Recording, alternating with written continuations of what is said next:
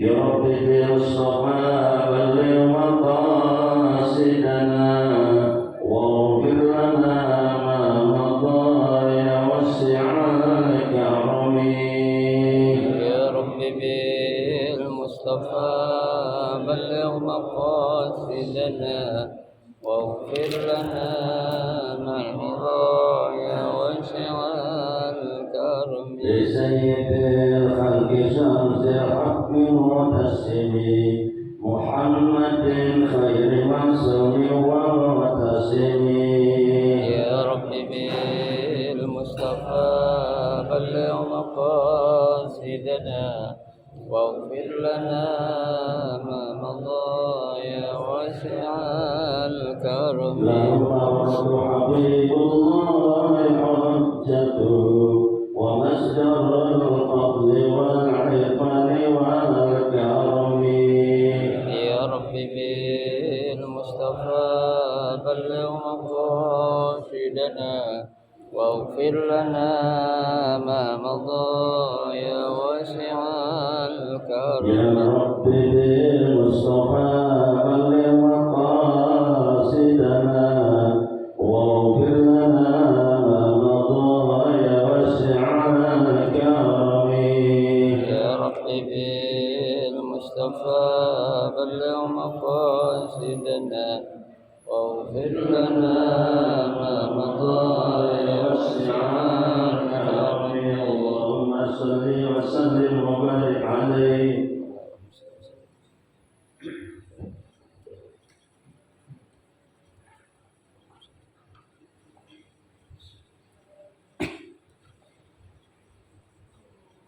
الفاتحة.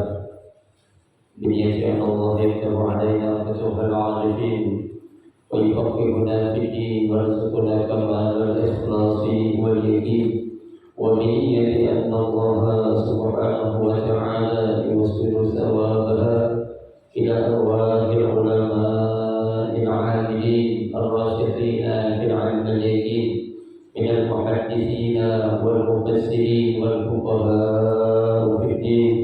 ونخص خاصة إلى مؤلف هذا الكتاب الإمام تقي الدين أبي بكر محمد الحسيني أن الله سبحانه وتعالى ينفعنا بعلومهم وببركة أسرارهم ويعلي درجاتهم في الجنة. ثم إلى أرواح آبائنا وأمهاتنا وأجدادنا وجداتنا وأعمامنا وعماتنا وأخوالنا وخالاتنا ولجميع المسلمين والمسلمات والمؤمنين والمؤمنات. ثم إلى أرواح المؤسسين لهذا المسجد من المتبرعين والمتوقفين ومن بنى عليه أن الله سبحانه وتعالى يستريبهم ويجعل قبورهم روضا من رياض الجنة. وإلى حضرة النبي المصطفى رسول الله صلى الله عليه وسلم شيء لله لهم الفاتحة.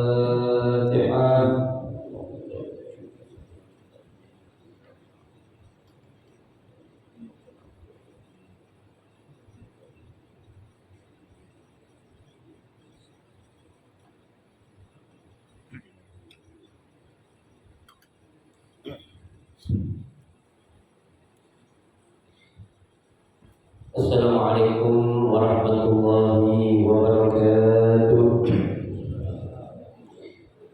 Bismillahirrahmanirrahim. Alhamdulillahi rabbil alamin. Wa bihi nasta'in ala umuri dunya waddin. Wassalatu wassalamu ala asyrafil anbiya'i wal mursalin sayyidina Muhammadin wa ala alihi wa ashabihi ajma'in, amma ba'du. Fa inna asdaqal hadithi kitabullah ta'ala wa khairal hadi hadi Rasulillah sallallahu alaihi wasallam wa syarrul umuri muhdatsatuha fa inna kulla muhdatsatin bid'ah wa kulla bid'atin dhalalah wa kulla dhalalatin finnar. Rabbi shrah li sadri wa yassir li amri wahlul 'uqdatam min lisani yafqahu qawli.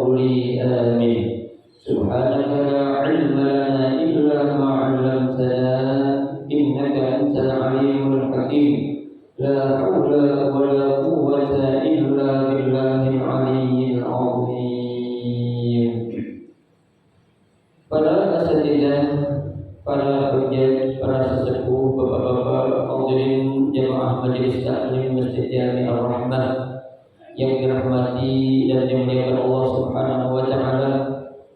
Alhamdulillah, kita panjatkan puji syukur kita kehadirat Allah Subhanahu wa taala yang sampai saat dan detik ini Allah Subhanahu wa taala masih memberikan kepada kita karunia nikmat-Nya yang cukup banyak. Di antara nikmat yang Allah Subhanahu wa taala berikan kepada kita berupa nikmat sehat wal afiat, nikmat panjang umur, terutama dua nikmat yang besar yaitu nikmatul iman wa nikmatul Islam. Yang tentunya patutlah kita syukuri dengan barakah nikmat yang Allah Subhanahu wa taala berikan kepada kita. Alhamdulillah, kita dapat melangkahkan kedua kaki kita menuju tempat yang termulia di sisi Allah Subhanahu wa taala.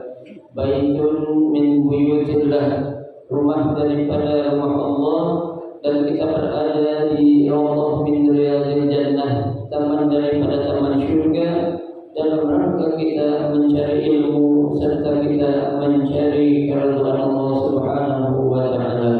Kita berharap mudah-mudahan seluruh rangkaian amal ibadah yang sudah kita kerjakan, yang sedang kita kerjakan dan yang akan kita kerjakan, kesemuanya Allah Subhanahu wa taala akan memberikan ganjaran pahala yang berlipat ganda.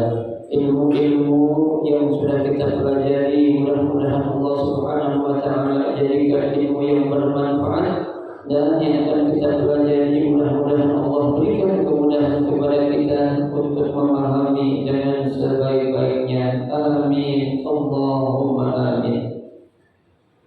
Jemaah sekalian yang berbahagia, mari kita lanjutkan kembali pengajian kita setiap malam Senin ini. Pada malam Senin ini kita akan melanjutkan membaca kitab Fiqh Kifayatul Asyan. Melanjutkan bacaan kita yaitu masih pada halaman 49 ya, dalam pembahasan Mas'ul Khuffain ya, masih membahas tentang mengusap khuffain ya, halaman 49.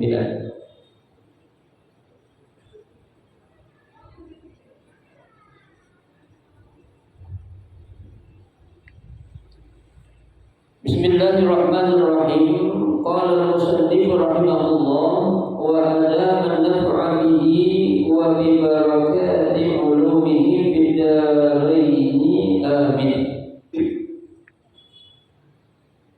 Sampai waktu tidak ya? Ya. Hah?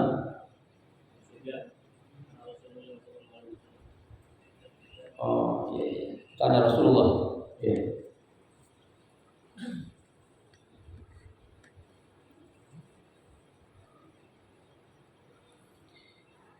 Hadis yang menjelaskan yang berikutnya tentang ya berapa lama ya waktu yang diberikan untuk ya mengusap khuffain, baik bagi orang yang mukim ataupun menetap, dan juga untuk orang yang musafir atau orang yang dalam perjalanan ya.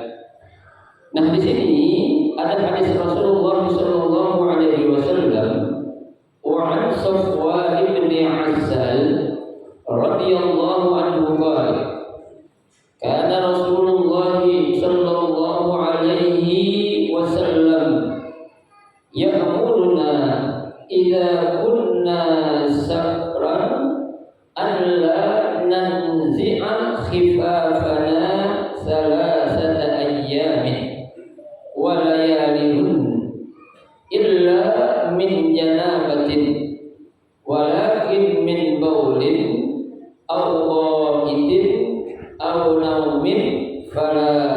Rawahu an-Nasa'i wa Tirmidzi wa qala al-Bukhari innahu asahhu hadis fit tauqit ya. Hadis yang berikutnya yang menjelaskan tentang ya waktu yang diberikan seseorang untuk mengusap khuffain ya, dari Safwan bin Asad radhiyallahu anhu, mudah-mudahan Allah Subhanahu wa taala meridhoinya. Ya. Qal, apa kata Nabi?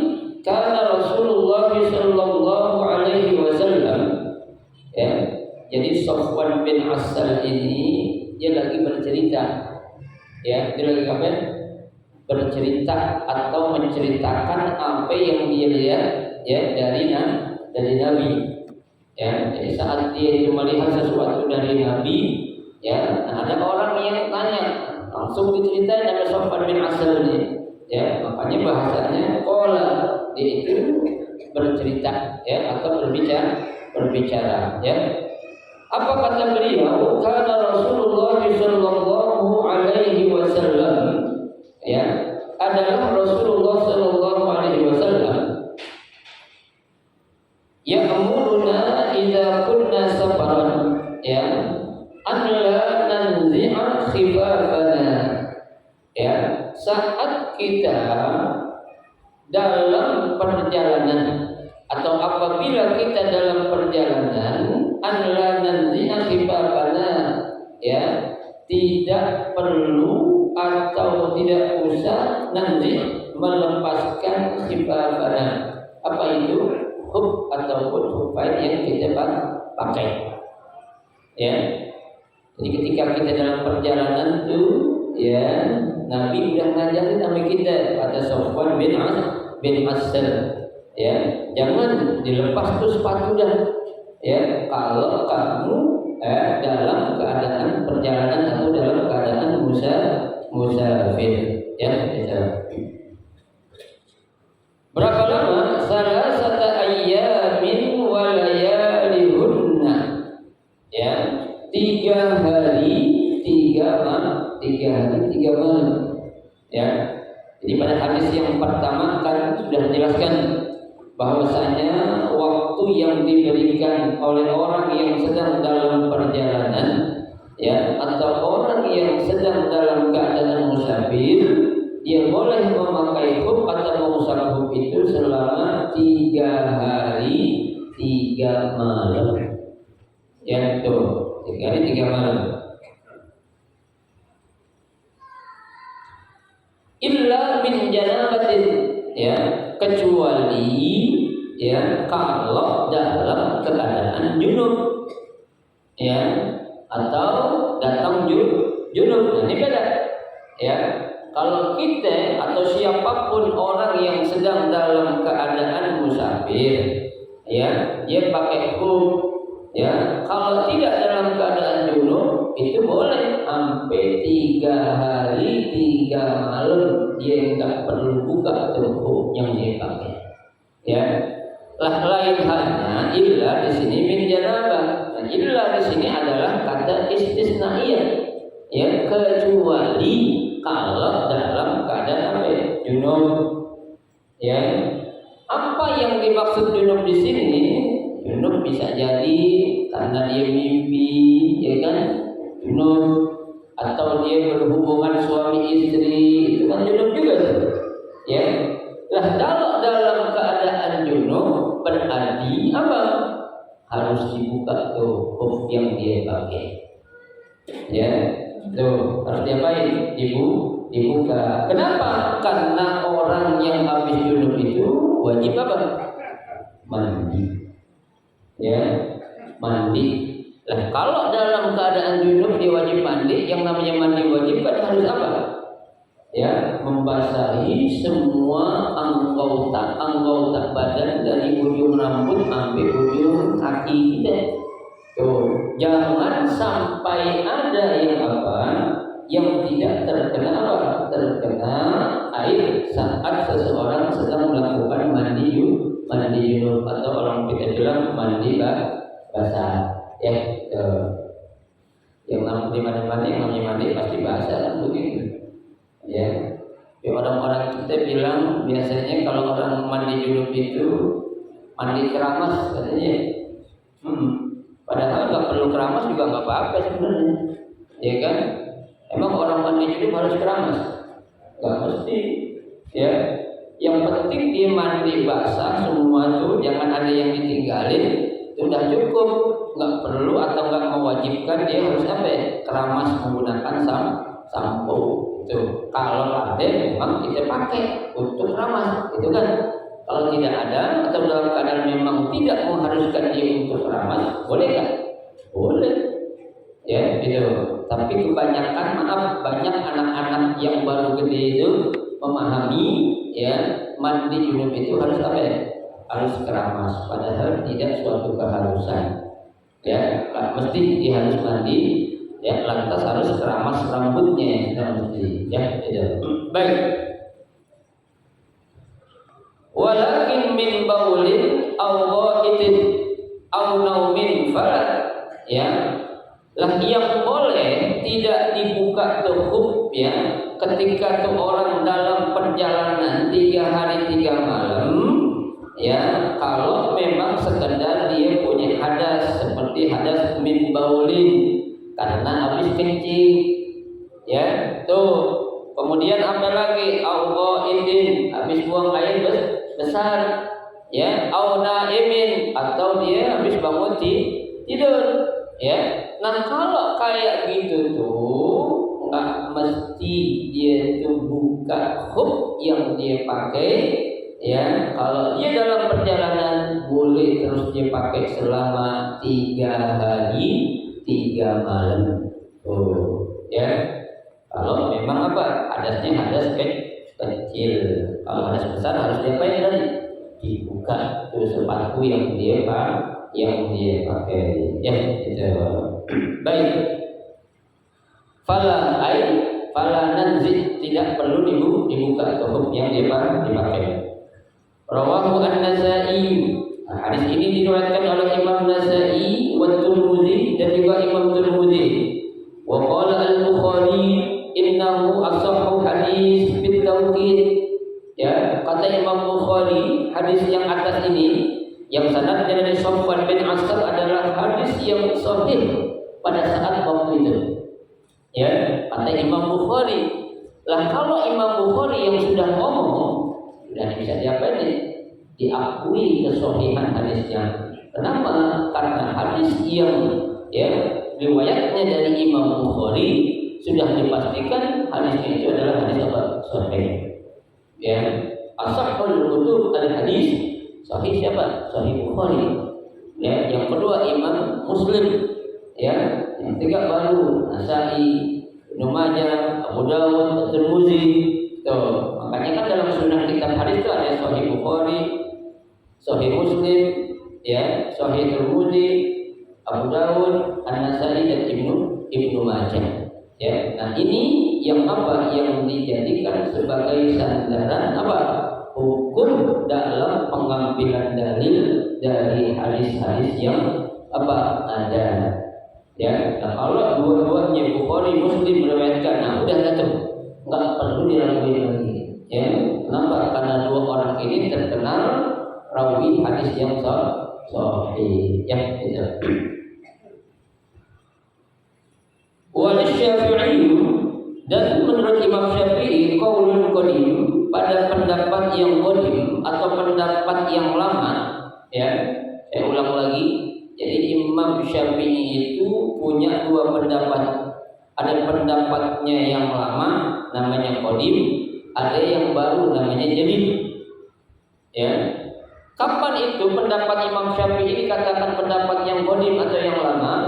Saat Imam Syafi'i masih berada di Irak. Ya, masih berada di mana? Di Irak. Ya, yang ibu kotanya Baghdad, yang dulu presidennya Saddam Hussein. Ya, itu namanya negara Irak. Ya. Tapi ketika Imam Syafi'i sudah berpindah atau hijrah ke Mesir, ya, itu baru itu pendapatnya dikatakan qaulun jadidun, pendapat yang baru saat beliau sudah berada di negeri Mesir atau negeri 1000 menara atau negeri Fir'aun. Ya, itu makanya makam beliau atau kuburan beliau berada di Mesir.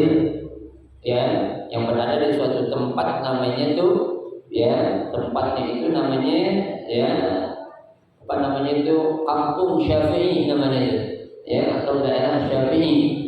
Di situ beliau dimakamkan, ya, nggak jauh dari guru beliau, gurunya Imam Syafi'i namanya Al-Imam Waqi'. Ya, Imam Waqi' pun dimakamkan di mana? Di Mesir juga tuh, ya. Kalau kita datang dari luar, Imam Waqi' dulu baru Imam Syafi'i. Ya, kenapa? Kalau Imam Syafi'i makamnya justru ada di dalam masjid. Ya, kalau Imam Waqi' ada di luar itu. Ya, tuh kalau bapak nanti dapat rezeki bisa umrah plus Mesir dan ziarah ke sana tuh. Ya, tuh. Baik. Innahu la yata'aqqad. Ya, tuh. Kata Imam Syafi'i menurut pendapat beliau yang lama, innahu ay inna, ya, al-khuffain atau masul khuffain itu, ya, la yata'aqqad, enggak ada ketentuan waktunya. Ya, tuh. Jadi kalau selama ente masih musafir berapa hari aja boleh. Ya, enggak mesti 3 hari 3 malam. Ini menurut pendapat Imam Syafi'i yang lama qadim. Ya, ketika beliau masih berada di Irak. Tuh, la yata'aqqad. Ya, kata Imam Syafi'i. Kenapa? Li'annahu mashhun 'ala ha'ilin fala yataqaddar kal mashi 'ala al-jabirah. Ya, kenapa dikatakan tidak tertentu dengan waktu atau terkait dengan waktu? Li'annahu mashhun, karena ucapan itu, usapan yang dia lakukan itu ala ha'il. Ala ha'il itu di atas apa itu? Ha'il. Ya, di atas sesuatu ada yang menutupin. Artinya enggak langsung itu akan terkena apa? Kulit. Ya, itu. Lah berbeda dengan apa? Fala yataqaddaru kalmasi al-jabira. Beda halnya dengan apa? Saat kita memakai pembalut. Ya, kalau pembalut kan jelas. Ya, kalau udah kena najis harus diapain? Diganti kan begitu. Ya, kalau masul khuffain itu beda. Ya, menurut Imam Syafi'i waktu dia masih berada di Mesir gitu. Ya, baik. Wa bihi qala Malik, ya. Nah, pendapat Imam Syafi'i yang qadim itu pula diikuti oleh Imam Malik katanya, ya. Wa tajjalahu bi hadisin Ubay ibn Amar, ya, menggunakan dalil atau argumen yang datangnya dari Ubay bin Amar, ya. Wa tafaqal huffaz ala annahu dha'ifun la yuhtaj bihi. Ya. Kata, ya, pendapat yang lain, apa yang dikatakan oleh Imam Syafi'i tadi itu mengatakan kalau masul khuffain itu ketika dia lagi musafir enggak ada batas waktunya. Ya, kata ulama itu hadisnya dhaif. Ya, hadisnya apa? Hadisnya dhaif. Ya, jangan dijadikan sebagai apa? Pegangan atau sandaran hukum. Betul. Selama ada hadis yang lebih kuat, kita pakai hadis yang mana? Yang lebih kuat. Ya. Karena Imam Syafi'i sendiri beliau katakan in sahha hadzal hadis fa huwa madhhabi. Ya. Mazhabku itu adalah menggunakan hadis-hadis yang sahih, atau kalau hadis sahih berarti itu adalah argumen atau pendapat yang aku gunakan. Tuh, ya, Pak. Jadi sedemikian rupa itu para ulama memberikan penjelasan sedetail mungkin, ya, agar kita itu apa ya, benar-benar paham, ya, bukan hanya sekedar tahu tapi apa ya, paham. Ya, kita tahu kan orang musafir sekian, ya kan, tapi kita harus pahami secara apa? Secara mendalam. Ya, bukan kita lagi musafir 3 hari 3 malam aja. Kita harus tahu 3 hari 3 malam itu kalau memang enggak ngimpi atau enggak junub. Ya kan begitu. Ya, kalau junub lain lagi, hilang tuh ketentuan 3 hari 3 malam kalau dia dalam keadaan junub. Ya. Baik. Wattafaqal huffaz ala annahu dha'if la tadbih wal qiyas mulghi ma'a wujudin nasri, ya, dan qiyas, ya, apa itu qiyas? Persamaan suatu hukum ya, yang ada dalilnya dengan yang tidak ada dalilnya, itu namanya kias. Ya kan? Tuh. Ketika kita ya menyamakan suatu hukum ya dengan yang ada dalil kepada yang tidak ada dalil, ya, itu harus apa? Harus ada qarinah namanya. Apa itu qarinah? Harus ada kesesuaian. Ya, enggak boleh kita mengkias-kiasan atau menyamakan saja. Ya, kata ulama fikih mengatakan qiyasul ma'al fariq batil. Ya, persamaan sesuatu dengan yang tidak sejajar atau yang tidak sesuai batil. Itu menjadi suatu hal yang batil. Ya, sama ketika itu orang menyamakan ya orang yang paling urutan 100 terkemuka di dunia, masa disamain sama Nabi Muhammad? Itu mungkin. Ya, nggak bisa. Siapa Nabi, siapa lu kan gitu. Ya, bahkan Nabi Muhammad kalah lagi urutan kelima kata mereka. Ya, ini nggak bisa. Jangan disamain. Itu namanya qiyasul fariq, qiyas dengan yang berbeda, batil, ya, tidak diterima. Ya, kalau kita pengen nyamain, kalau bahasanya IB itu Imam besar kita, Imam apa namanya, Rizik Syihab, beliau bilang itu samain ikan tongkol sama ikan apa gitu. Ya, jangan ikan sama gajah, beda. Ya, nggak pas gitu. Jadi ketika kita menyamakan sesuatu itu yang memang ada kecocokan sedikit, baru kita akan bisa mengkiaskan. Ya, tapi ketika kita menyamakan suatu hukum dengan sesuatu yang agak jauh perbedaannya, maka tidak pantas dan tidak layak untuk dikiaskan. Ya, itu. Baik. Wal qiyasu mulghi ma'wujudin nas, ya. Nah, kiasnya itu menjadi batal karena adanya nas atau karena ada dalil. Mana dalilnya? Itu hadis yang tadi yang meriwayatnya dari siapa tuh? Dari ya Safwan bin Asal. Tuh, ya, itu pendapat yang dikatakan oleh para ulama. Ya, qala, ya, berkata ayqala musannif, berkata ya pengarang kitab ini, wa batida'ul muddah min hini yuhdisu ba'da lubsi al-khuffain. Nih, ya, kapan tuh ya permulaan untuk kita dihitung ya dibolehkannya apa? Mengusap khuffain. Ya, dikatakan wa batida'ul muddah itu ya dimulainya ya waktu ataupun masa untuk kita itu apa mengusap khuffain hina yuhdisu, tuh ya pada saat kita hadas itu ya ba'da lubsil khuffain, setelah kita menggunakan dua muzak atau dua khuffain. Ya, jadi kapan tuh dimulainya? Saat kita sudah apa namanya punya hadas, kita wudu, baru itu kita akan dihitung waktu kita itu kapan baru dikatakan mengusap khuffain. Kalau belum hadas dan belum pakai khuffain, belum wudu sempurna, apalagi belum pakai khuffain, belum dihitung. Ya, karena dihitungnya itu setelah ketahuan kita berhadas, kita wudu dan kita pakai khuffain saat itu. Ya, baik.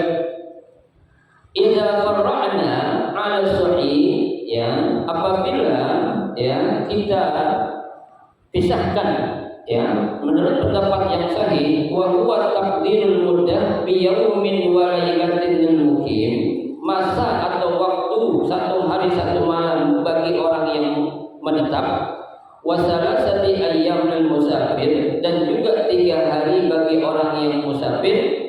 Fabtida'ul muddah minal hadas ba'da lubsil khuf. Jadi permulaannya dikatakan hadas itu ya dikatakan kita terhitung pakai khuffain itu setelah kita punya hadas, kemudian kita wudu dan baru kita pakai khuf. Hitungannya dari itu, ya. Jadi 3 hari itu kapan nih? Ya, atau seharinya itu kapan? Ya, kita berhadas waktu itu, kita wudu basuh semua seperti biasanya, kita pakai tuh ya setelah kita hadas, kita wudu dan kita pakai khuffain. Mulai hari itu waktu dimulainya hitungan 3 hari 3 malam buat yang musafir, kemudian mukim. Ya, jadi mulainya bukan dari rumahnya, bukan. Ya, mulai saat dia berada di tempat dia batal wudhu seperti biasa pakai hub, nah itu baru dikatakan apa? Hitungan hari yang diperbolehkan. Kalau musafir ya 3 hari, kalau dia menetap atau mukim dia berapa hari? Satu hari. Coba, ini ada cara ini Pak, nggak sembarangan. Ya, nanti kadang-kala apa ngegampangin hukum dan ya boleh Tuhan juga tahu, katanya Tuhan tahu, Allah memang tahu. Ya, itu jangan ya, kita jangan terlalu berani ngapain menggampangkan suatu hukum, bahaya nantinya itu. Ya, baik.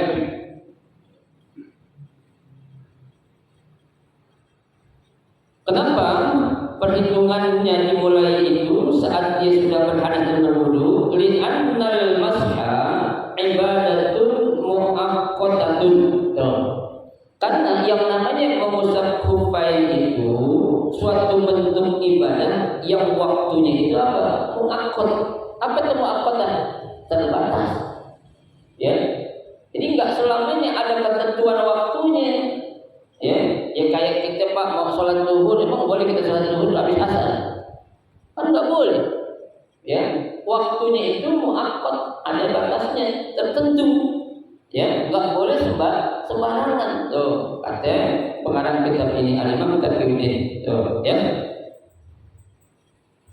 Fakana awwalu waqtaha min waqti jawazi fi'lha as-shalah. Tuh, makanya kata pengarang kitab ini ya, permulaan waktunya itu min waktu jawaz, saat memang waktu dibolehkannya kita melakukan untuk masul khufain. Artinya tadi kalau memang belum ya mencapai suatu ketentuan yang sudah ditentukan, tentunya kita musafir ya 3 hari.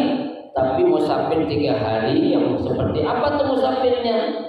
Ya, karena kalau Imam Syafi'i kan dikatakan orang itu musafir ada ketentuannya. Minimal dia sudah menempuh jarak berapa kilo? 83 kilo, ya 85 kilo. Ya, itu baru dikatakan orang sudah musafir. Ya, dan juga orang boleh masuk khufain bukan orang yang perjalanan dalam bentuk maksiat. Ya, nggak boleh.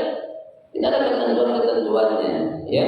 Jangankan kita masuk khufain Pak, qashar jamaah aja Pak.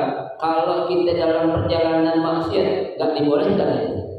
Nggak ada ketentuan orang soal musafir dalam maksiat dibolehkan untuk apa? Qashar ataupun ya jamaah. Tuh.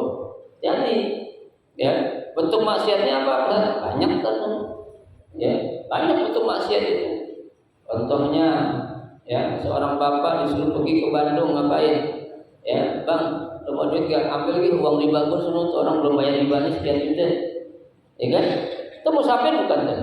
Musafir, tapi dalam keadaan maksiat. Apa bentuk maksiat? Suruh narikin duit dari riba atau uang bunga. Ya kan? Kan nggak boleh. Bunga di mana-mana itu yang namanya riba halal ya haram. Haram. Ya, tuh bukan musafir kita main perempuan doang, bukan. Banyak yang namanya musafir ataupun bepergian dalam bentuk maksiat. Ya itu. Soalnya kita musafir suruh ngapain itu? Ya, pokoknya ngambilin sesuatu barang lalu tunggu dulu sudah ya katanya. Dan tuh ada janjian tuh, apa tuh? Ya. Si bos mau pengen sesuatu tuh yang biasalah, yang biasa orang laki demen janjian. Nah, itu enggak boleh. Ya, itu biasa di kalangan bos-bos tuh Pak. Ya, pengen mengambilkan sesuatu yang yang haram dengan berbagai cara dia melakukan itu. Ya, itu dikatakan dia musafir tapi dalam keadaan maksiat. Ya, baik. Jadi tidak boleh seperti sholat. Sholat kan begitu Pak. Kita sholat zuhur kalau sudah datang masuk waktu zuhur. Ya, kita sholat asar kalau sudah datang waktu masuk sholat asar. Enggak boleh waktu zuhur kita sholat asar sebelum masuk waktu zuhurnya itu. Waktu asar ya kita sholat asar. Tuh, begitu pula dalam masukul khufain ya. Wa muqtada hadzal ta'lil annama ya sahha al-khuf la yajuzu lahu tajdidul wudu. Tuh, ya. Wa muqtada, maksud dari alasan ataupun dalil ini adalah bahwasanya ya, menurut pendapat yang sahih ya, al-khuf yang namanya orang kalau sudah mengusap kupain tidak ada anjuran atau perintah untuk memperbaharui wudu. Tuh, ya. Beda kalau kita wudu biasa nggak pakai khuf itu nggak masalah, kita saja di wudu, bahkan memang dianjurkan ya. Ya meskipun ini pun masih perbedaan pendapat, Pak. Ya, tidak semua sepakat ulama Syafi'i mengatakan nggak ada anjuran orang pakai khuf untuk saja di wudu, tidak. Ya, ini masih perbedaan pendapat di kalangan ulama. Karena nanti Bapak akan lihat siapa yang mengatakan ya orang pakai khuf juga tetap dianjurkan untuk apa? Tajdid al-wudu. Ya, nah kita lihat di sini. Lakin qala Ibnu Rif'ah, ya, akan tetapi berkata Imam Rif'ah, annahu maqluhun bila syak. Tuh.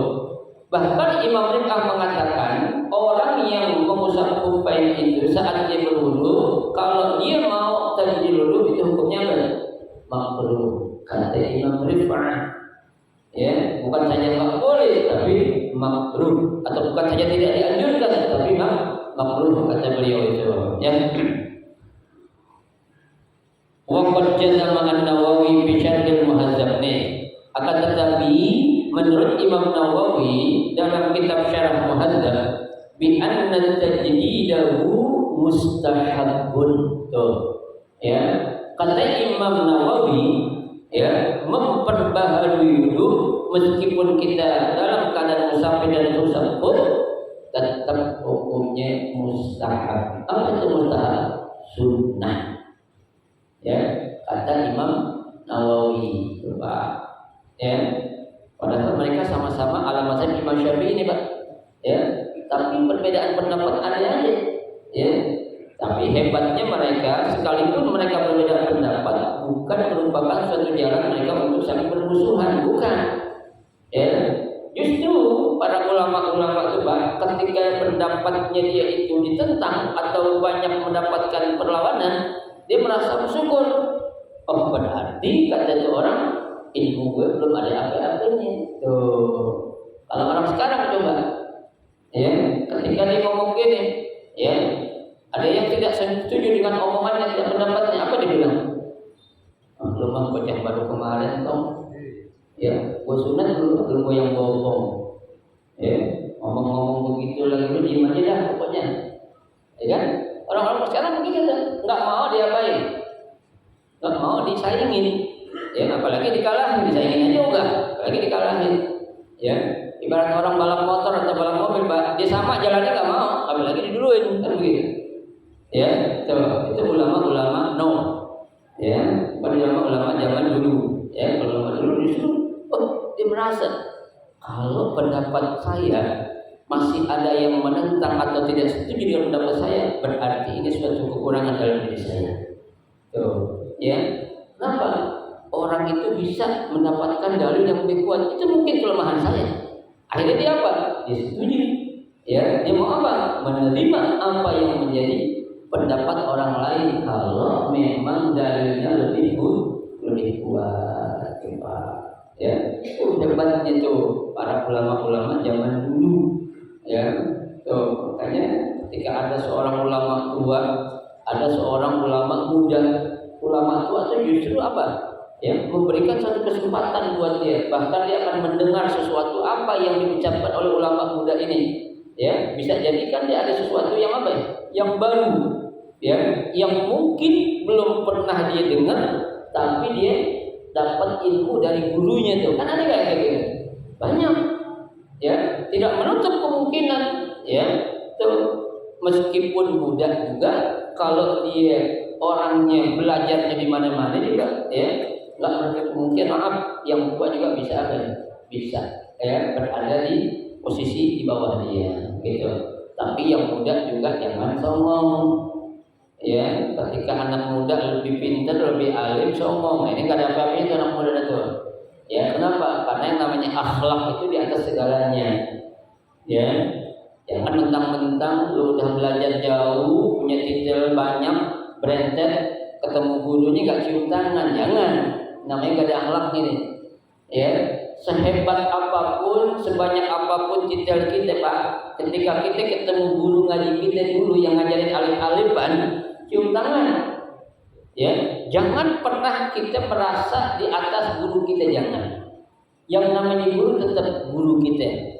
Apalagi kita bilang tuh dulu bekas guru gue itu, dulu bekas katanya. Ya, udah dulu bekas lagi. Ini namanya golil adab kalau orang Arab bilang ini. Ya, tuh. Dia bisa begitu coba lantaran siapa? Lantaran guru mereka yang ngajarin di alif-alifan. Ya, dia bisa hebat kayak gitu karena siapa? Karena gurunya yang belum ngajarin alif. Dia bisa kenal Pak dari mana kalau Pak dari gurunya? Kan begitu. Ya, sekarang bukan lo kenal alif kenal ba doang, lo tahu ya satu kata atau kalimat yang diawali huruf ba banyak ditahu semua sekarang.